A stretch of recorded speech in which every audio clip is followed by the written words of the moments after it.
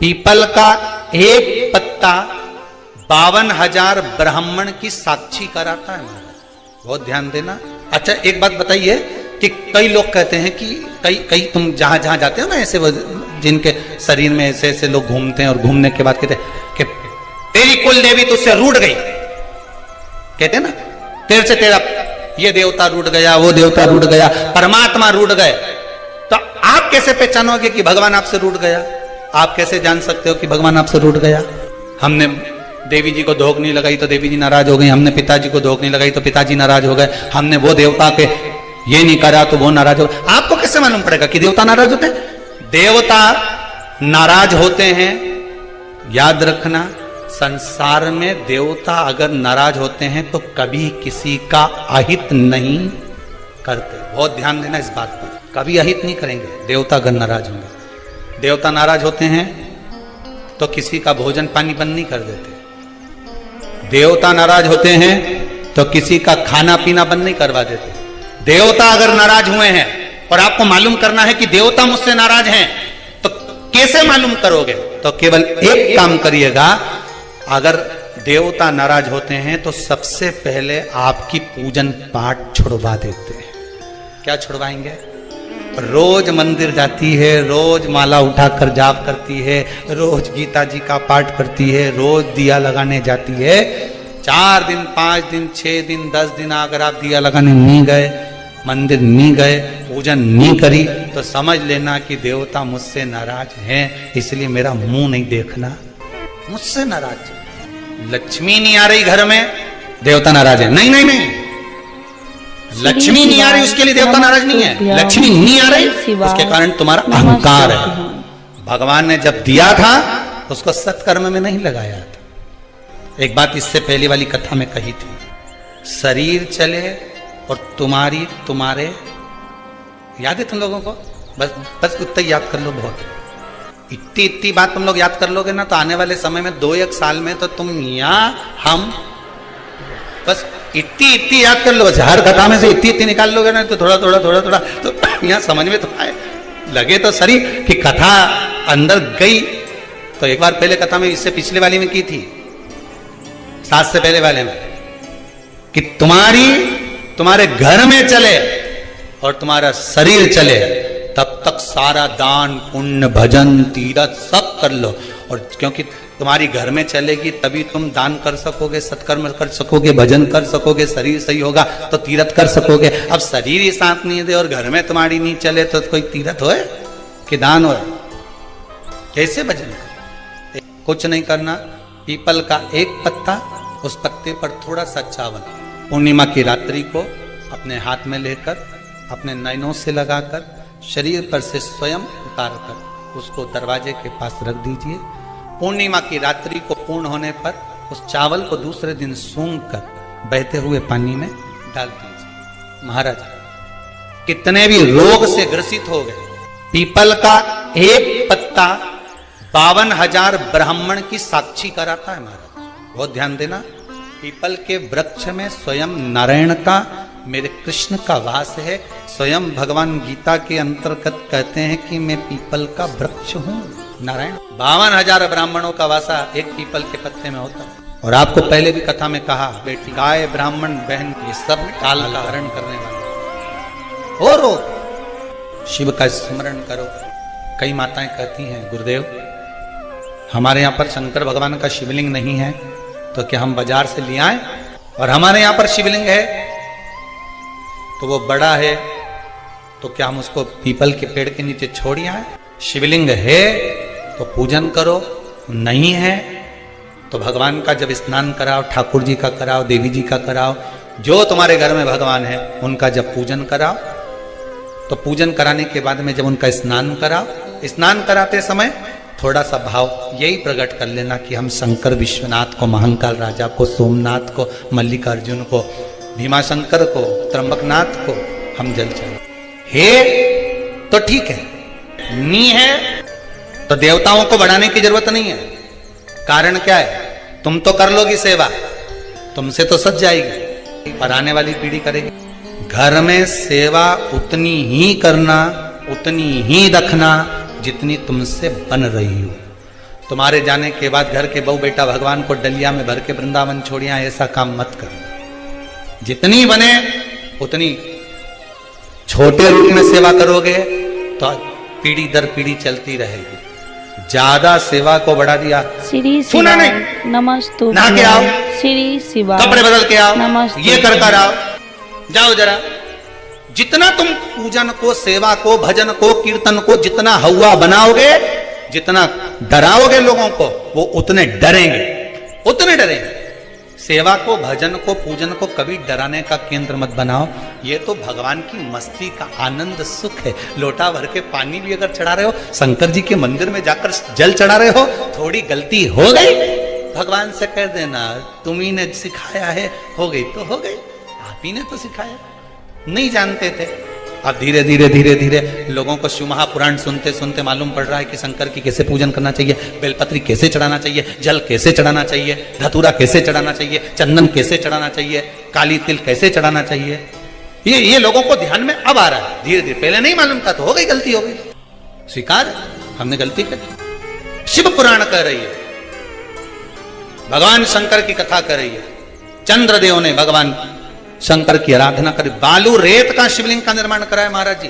शिव महापुराण की कथा में आता है, देवराज नाम का ब्राह्मण जो गलत कर्म करता था, चोरी करता था, शरीर में ताप पड़ने के बाद में जब वो शंकर के मंदिर में जाकर कथा सुना और थोड़ी सी कथा सुनकर बाहर निकला, तो उसको केवल कथा का एक तत्व उसके जीवन में उतर गया था, अंश मात्र उसके जीवन में उतर गया था, उसको परमात्मा मिल गया। बिंदु की धर्मपत्नी चंचुला देवी बार बार कथा में आया, पार्वती जी ने उससे शिव महापुराण की कथा कर। क्या करती थी वो चंचुला?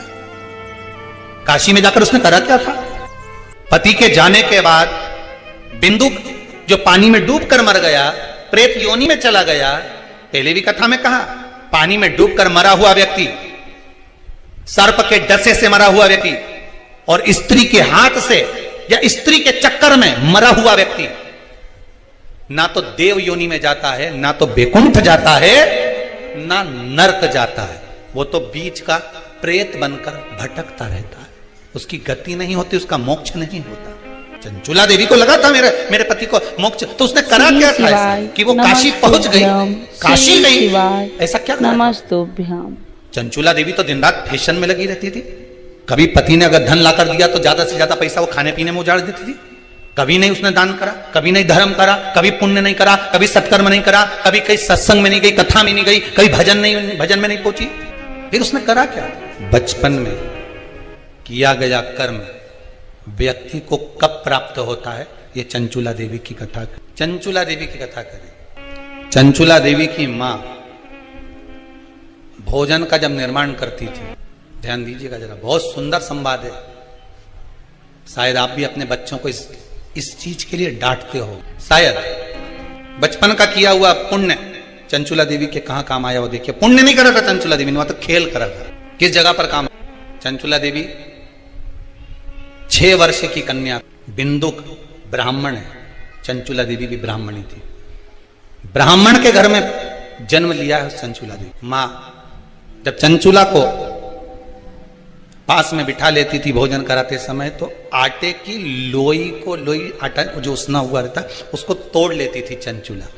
6 वर्ष की चंचुला उसको तोड़कर गोल बनाकर चपटा करती थी, दूसरी लोई को घुमा घुमा कर जो माँ शंकर जी के मंदिर में शंकर जी को जल चढ़ाने जाती थी, उस लोई को वैसा रख कर गोल बनाकर पिंडी बनाकर उस आटे का पिंडी बनाती थी और माँ से कहती थी, माँ देखो तुम जिस मंदिर में शंकर जी को पानी चढ़ाने जाती हो ना, मैंने वो शंकर जी बनाया।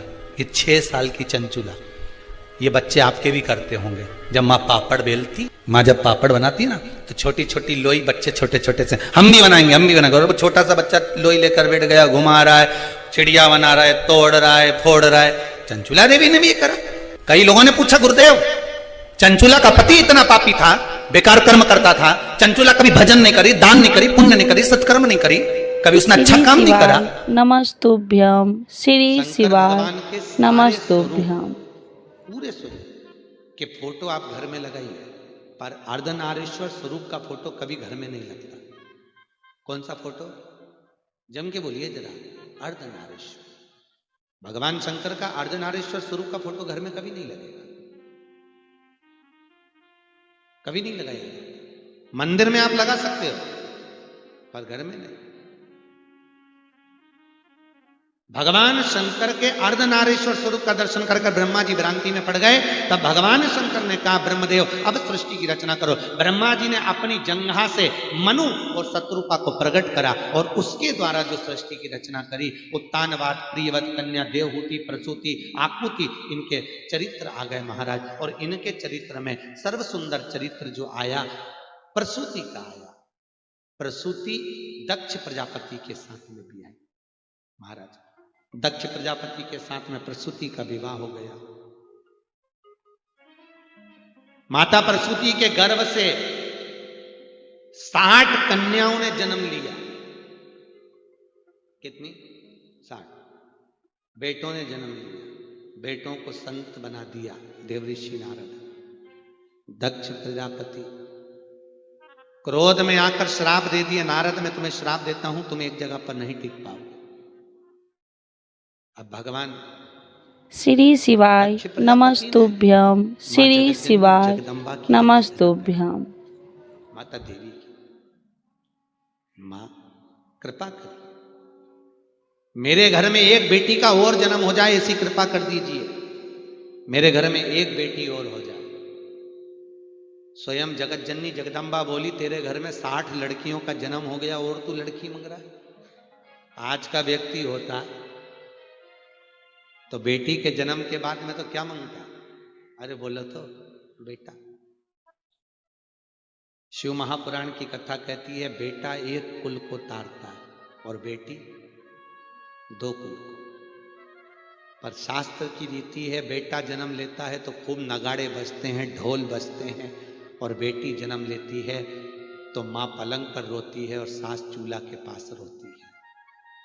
याद रखिए बेटा भाग्य से पैदा होता है, पर बेटी के लिए बाप का 100 गुना भाग्य इकट्ठा करना पड़ता है, तब जाकर बेटी का जन्म होता है।